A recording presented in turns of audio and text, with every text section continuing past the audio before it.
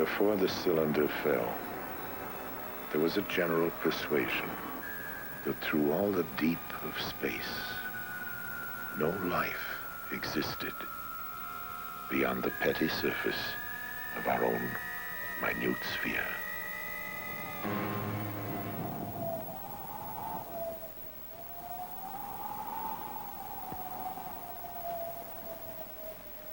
We know now that in the early years of the 20th century, this world was being watched closely by intelligences greater than man's. Across an immense ethereal gulf, minds that are to our minds as our minds are to the beasts in the jungle. Intellects, vast, cool, and unsympathetic, regarded this earth with envious eyes. And surely drew their plans against us.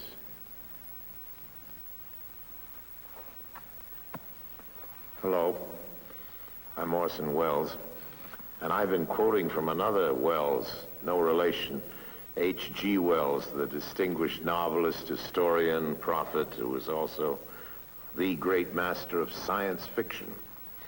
He wrote The War of the Worlds, on which was based a certain notorious radio broadcast, which, as some of you may remember, sent many thousands of our listeners panicking into the streets all over the country. H.G. denounced me for doing it, but later when he realized that our broadcast, like his story, was not intended to cause riots, but just to entertain, we got to be good friends, and I was forgiven. Whether all those people who jammed the highways and even took to the hills to escape the Martians have forgiven me is another matter. This is it. We thought that this was it. Listening to that show, I said we were very impressionable at that age because of Buck Rogers and Flash Gordon, and that really made a big impression on us. One fellow in particular who owned a store took the money from his cash register and loaded his car up with food and took off for the mountains and left his wife and children at home. New York City was just demolished, and they were coming closer. All of North Jersey is an inferno, and they are proceeding south. I can conceive of no nightmare as terrifying as establishing such communication with the so-called superior, or if you wish, advanced technology in outer space. George Wald is a Nobel Prize-winning biologist, one of a group of distinguished scientists meeting on the subject of extraterrestrial life. All of the people you will be seeing in this program, scientists, radio listeners, Orson Welles, have one thing in common. Each has had reason to believe in the likely existence of non-earthly life in the universe. I think there's no question but that we live in an inhabited universe that has life all over it. What I'm imagining is the facts that I've just stated becoming generally known, so that people know that out there is a million other civilizations. They all look fabulously ugly, and they're all a lot smarter than us. That seems to me useful and a character-building experience for mankind. From the monstrous Mars life of his famous broadcast, Orson Welles will be taking us through science fiction to science fact, to the new view of extraterrestrial life now emerging from probes to the planets, interstellar discoveries, and findings about the nature of life itself. A real picture as astonishing in its way as the science fiction of 1938. If there is life out there, intelligent life, How did we ever get the notion that it might be otherwise than friendly? Well, Mars, of course, is the god of war, so the planet bearing his name might be expected to have warlike intentions. In our broadcast, the Martians were as aggressive and ruthless as any human being. Ridiculous assumption on the face of it. They were supposedly as bad as we are, at our worst, and also much uglier. They brandished death rays in their slimy tentacles.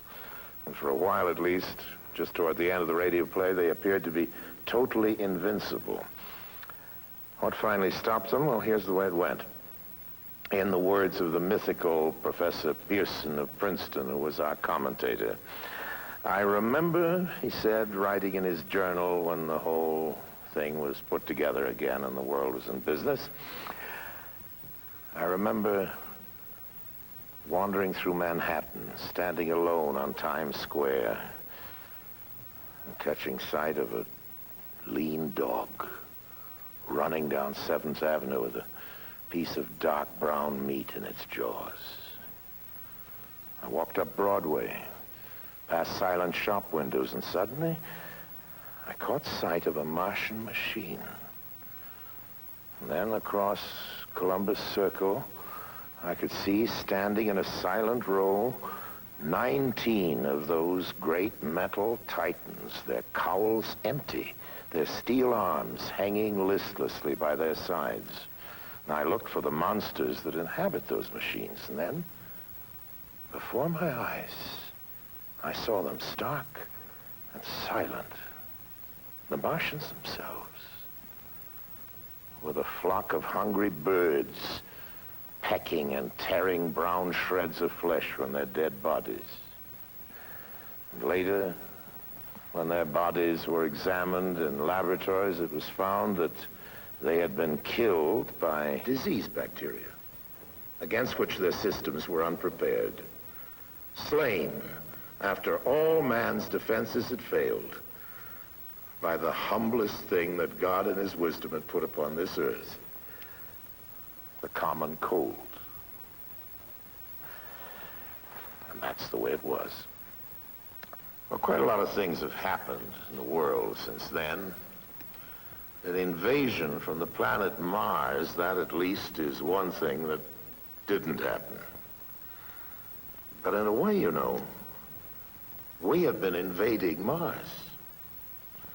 If Mars hasn't exactly been invaded, well, it's certainly been investigated, not attacked, but thoroughly, very thoroughly studied. Observations of Mars had begun long before our broadcast, and even back then in 1938, it seemed plausible to many people that life could have developed on Mars, just as it had on Earth. Peering through telescopes, scientists had seen what? Well, first a planet that, like our own Earth, had polar ice caps.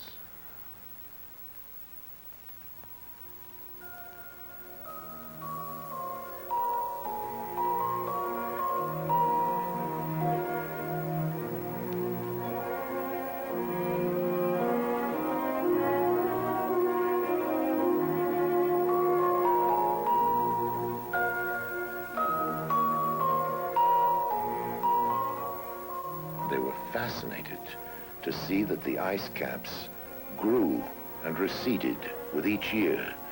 Large areas changed color with the seasons. Did that mean vegetation? Straight lines were sighted on the planet's surface. Some called them canals.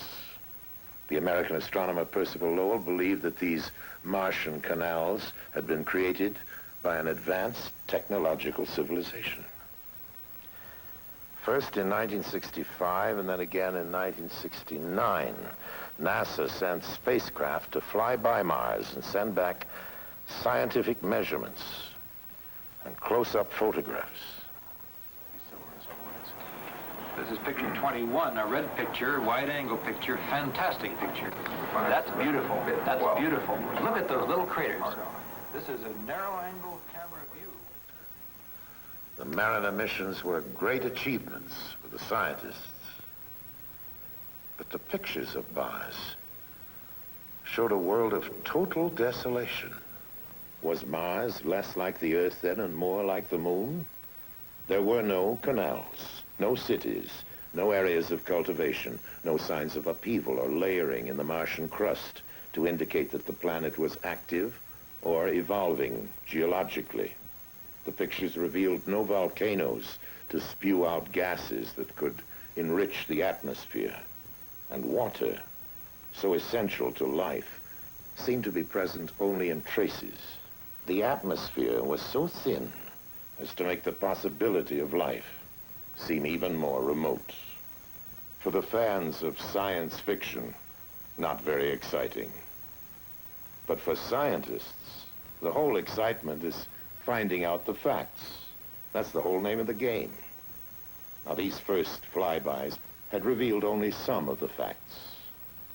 But all the same, the exploration of Mars and of all the other planets of the solar system was actually getting underway.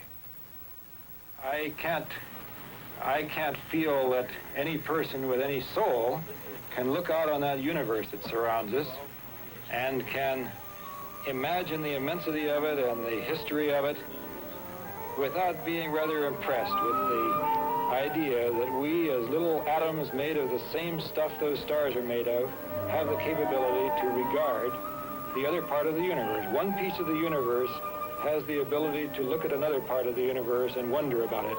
That's a very amazing thing, and it brings into one's mind all kinds of thoughts about religion and philosophy and so on. But don't ask me about life on Mars, okay? In the fictional Martian story, in the War of the Worlds, it was understood that the Martians were fighting for their own survival. Their planet was growing so cold and inhospitable that they might perish if they remained. Well, real life confined to such a planet would fight for survival by trying to change itself, by evolving. Every living thing on Earth has evolved from the lowly, the invisibly small microbe. Given nourishment, the microbe will grow colonies so vast that they rapidly become visible to the eye. Here on our planet, microbes have adapted to survive the most hostile conditions. Arid deserts, the frozen Himalayas, in trenches under thousands of tons of pressure in the ocean deeps.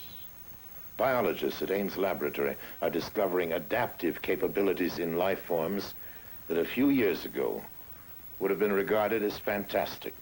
Within the cooling systems of atomic reactors, organisms have been discovered flourishing, where radiation could be expected to destroy any living thing. In hospitals that use ultraviolet for sterilization, strains have been found resistant to the killing radiation. Biologists are growing organisms in salt solutions, in acids, in alkalines, in ammonia gas, in boiling hot springs, in ice that is thawed for part of every day. In the vacuum of a space simulator, life forms have been flourishing for years without oxygen.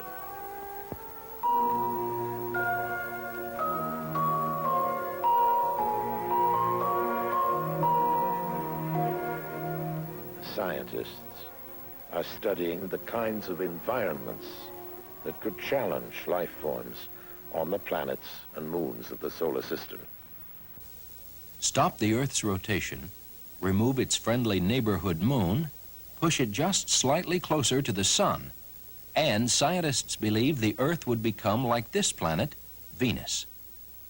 Recent findings indicate that the Earth and Venus are identical in many ways. At one point in Venus history, it might even have had oceans similar to ours. These are some of the new discoveries resulting from an international Venus science conference. Many of the new findings have come from the several Pioneer Venus spacecraft sent there by NASA to study the cloud-shrouded planet at close range. We know that Venus has got dense sulfuric acid clouds that would seem to us to be something like a smog or a heavy fog.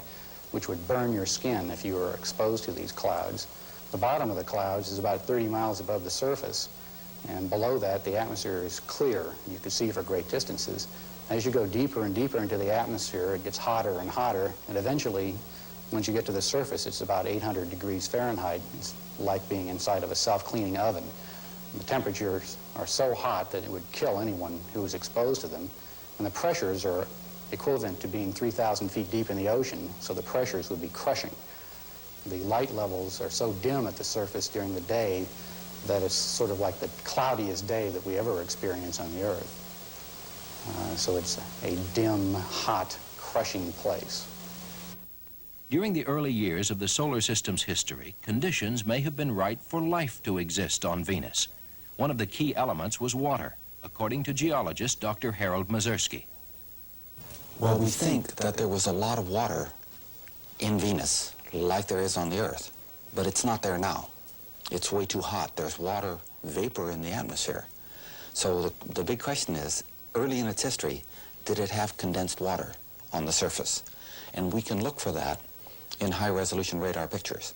And the way we do it is you look for shorelines, because there are dried lakes now in the western United States that were full of water during the Ice Age. And we can see that evidence clearly. There are offshore bars that were made when there was water. So we can look for those kinds of things that may have been there in the past on Venus' surface. We were utterly surprised on Mars by understanding that the history was different early, and the same thing is true of the Earth. So it would be strange if Venus had always been the same as it is now. Lightning, active volcanoes, upside-down clouds that cause a drizzle of sulfuric acid, and a super-hot surface. Slowly but surely, Venus is giving up some of its secrets. New information that will help us better understand our own planet, both past and future.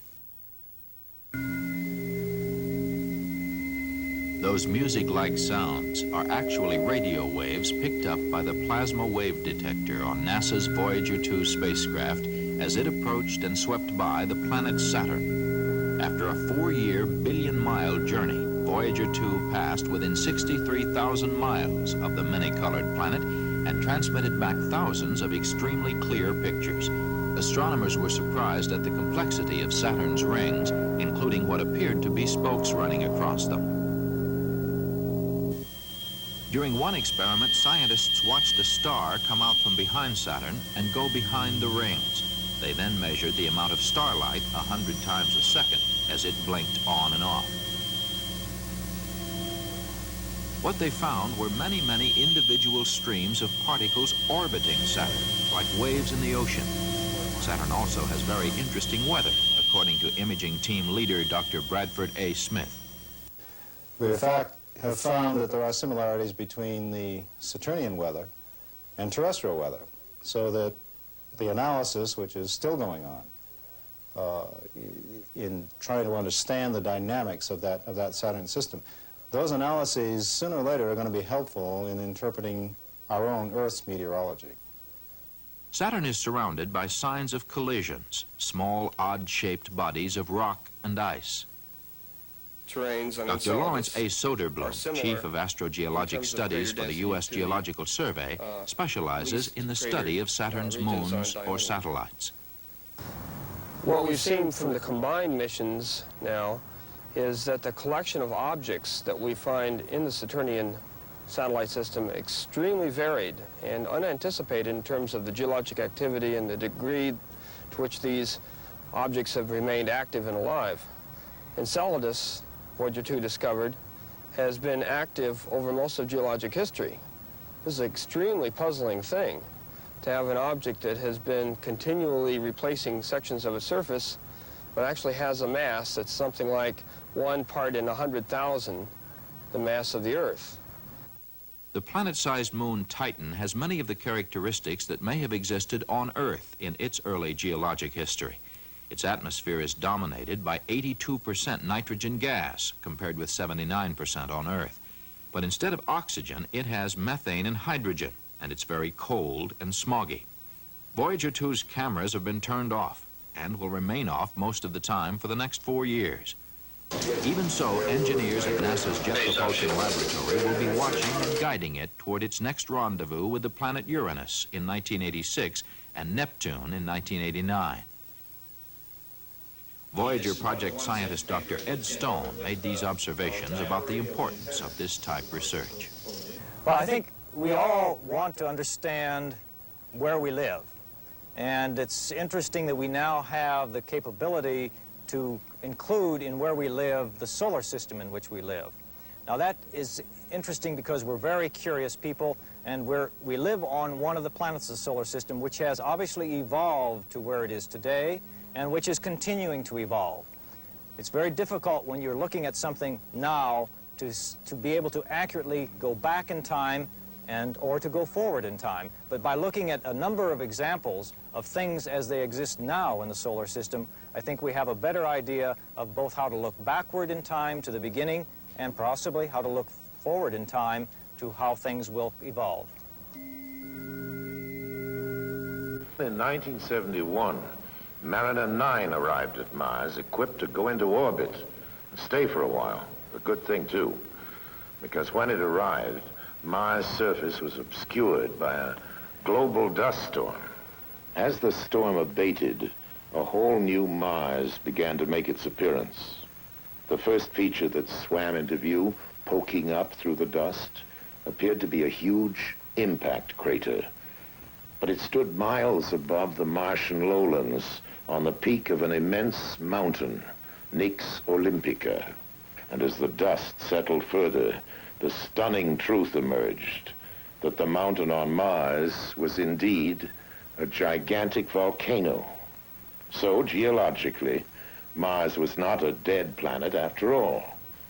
Vast stretch marks on the planet showed that Mars' surface is shifting and changing on a colossal scale. Mars is beginning to look, geologically at least, more like the Earth and less like the Moon. And then new evidence of water has begun to turn up in surprising ways. Among the many clouds in the Martian atmosphere, some have been found to be composed of water. Then close-ups of the surface have begun to turn up strange, sinuous patterns. Some compare with the patterns cut into the surface of our own planet by the Mississippi River. Slowly the interpretation emerged that only a fluid flowing continuously over the Martian surface could have caused such patterns of erosion. Some scientists didn't agree, but astronomer Carl Sagan theorized that Mars indeed contained a great deal more water than we'd supposed. The water might remain locked within its crust as permafrost during ice age times such as the present, but during cycles of warmth, when the polar caps release gases to form a heavier atmosphere, the water may be released into clouds. Such clouds could bathe the planet in rains for thousands and perhaps millions of years. If Sagan's interpretation is correct, life could have originated on Mars in favorable cycles and may have adapted itself to harsher conditions as they developed, and indeed may exist on Mars to this day. Exobiologists are studying other environments, even as they prepare to search directly for life beyond the planet Earth.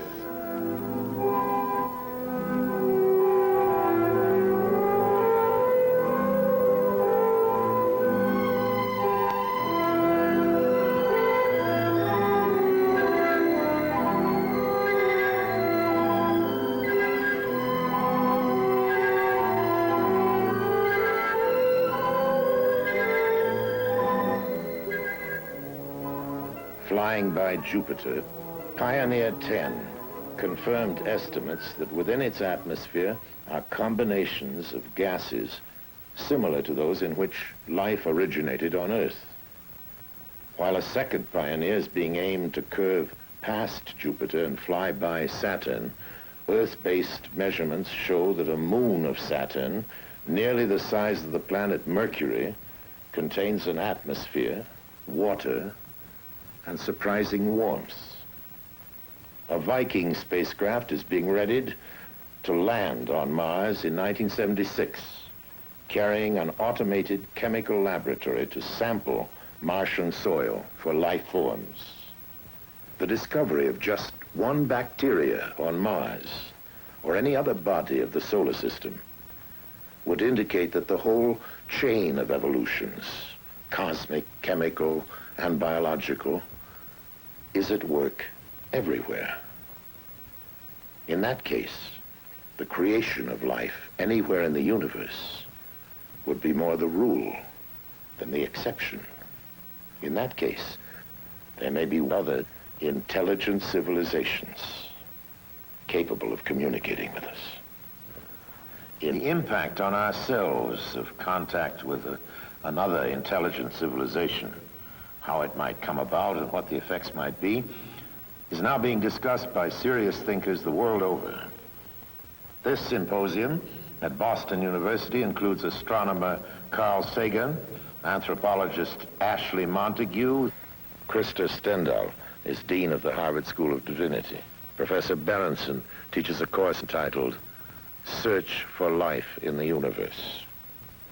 Professor Philip Morrison of MIT co-authored the first seriously reasoned paper on possible modes of communication with extraterrestrial life.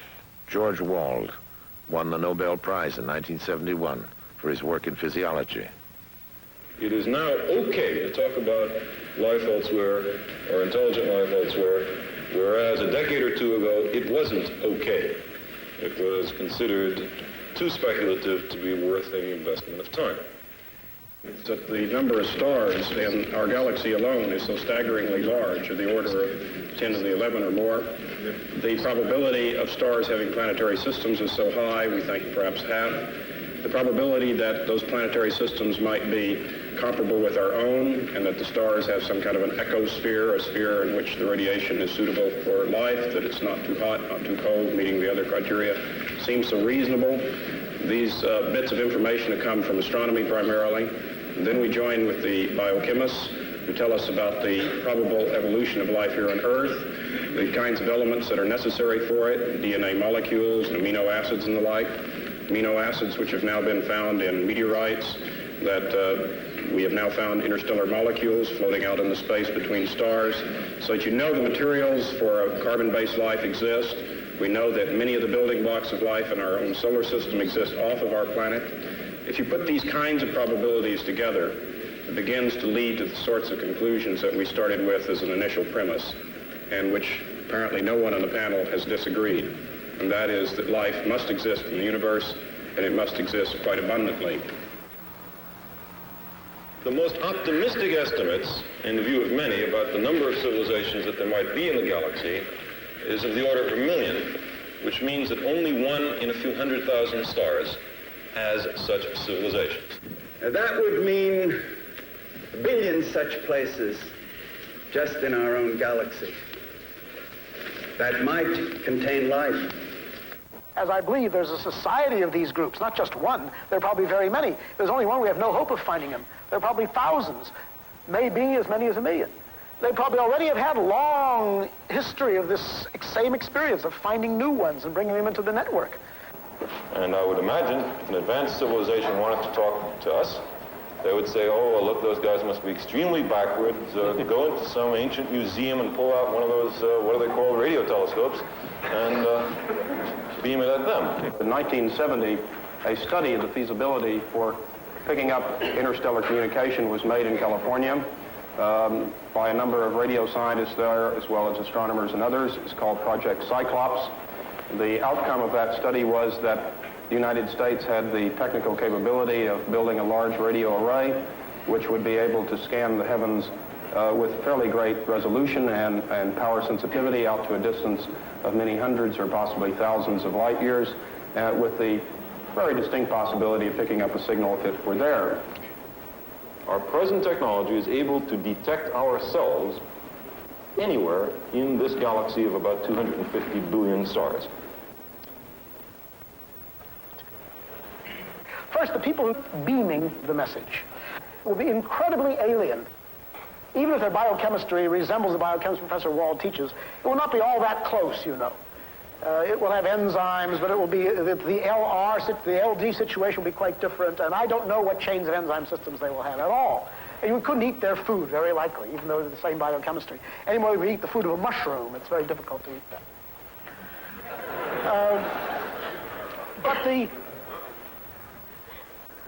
So I think, first of all, there'll be two great phases of this eventual time, which I think will come in 10 years or 100 years, or I don't know, maybe longer, when some satisfactory radio telescope work or something similar will acquire evidence of the deliberate beaming of a message, protracted message out into space. So I think that will be easy and, of course, extraordinarily important. You will know very little of what that message says, say that it exists, and maybe some general geographic information from how far away it's coming, from what kind of a star, where. And then I think that you will have pouring into the recorders, week after week, month after month, decade after decade, an enormous body of obviously interesting and meaningful pulses. And you'll be able to read them slowly and fitfully, because they will not be coded, but they'll be anti-coded. That's to say, the people who designed them, the beings who designed them, will have thought very carefully how to make the maximum number of mathematical clues. The best way to single out the meaning will be made available. I think the most important thing that it will bring to us, if we can finally understand it, will be a description, if it exists at all, of how beings disposing of great technology were able to fashion a world in which they could live and persevere and maintain something of worth and beauty for a long period of time. And finally, it would end our social and cultural isolation. To date, we have been bounded not only into our own countries and into our own small regions on this planet, but most assuredly within our solar system itself. If there are the tens of billions of other civilizations which the predictions indicate might be, then we would join a larger galactic community. In 1976, we're going to be able to explore Mars for perhaps not so humble microorganisms. Before and after that, we'll be searching the planets and the galaxies for clues to fill in the new patterns we're discovering.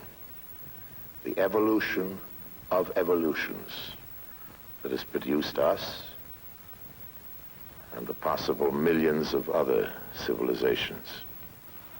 It is conceivable that a spherical ship will land in front of the Washington Monument and a figure with 4 antennas and otherwise looking like the professional football player will walk out and demand to see our leader. But I hope very much that the universe of circumstance is wider than the rather shoddy imaginations of science fiction writers for 30 or 40 years. And I'm pretty convinced it is. We've not found their guidance so great in any but the most modest activities, like going to the moon, which is not very much. The difference between the spacecrafts of NASA and the lurid flying saucery of that old radio War of the Worlds is the difference between science and science fiction. And yes, between war and peace. It's our own world which has turned out to be the interplanetary visitor. We're the ones who are moving out there, not with death rays, but with cameras. Not to conquer, but simply to learn. We are, in fact, behaving ourselves far better out there than we ever have back here at home on our own planet.